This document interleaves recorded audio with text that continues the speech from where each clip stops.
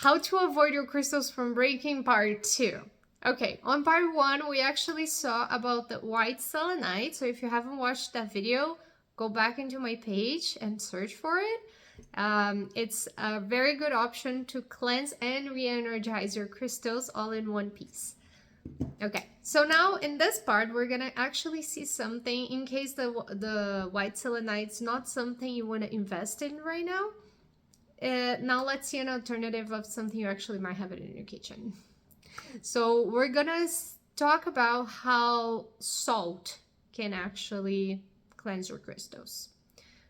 I preferably like to use grow salt. It doesn't it hasn't gone through the refinement process, so it's more pure.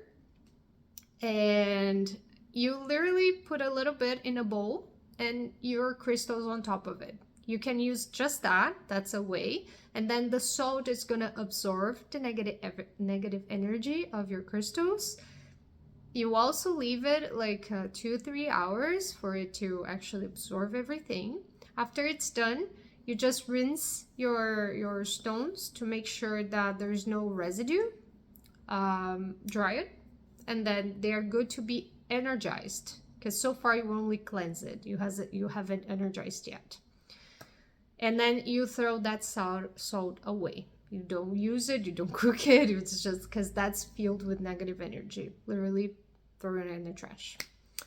Another option, you can do salt with water. There's not much difference there. Some crystals do like being soaked into water, so that's good.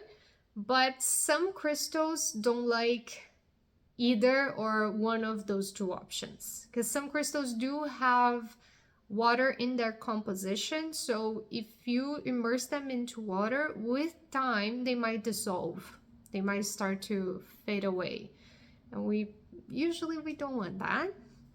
And the salt part, some crystals actually have a lot of like metal in their composition, and when in contact with salt they might rust over time, or they might lose their shine. There are a few things that might happen.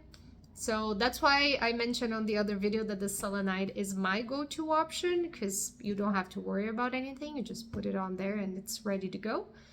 But if you don't have that, you can use those. Just make sure to research if the crystal you're cleansing can be inside water or water with salt.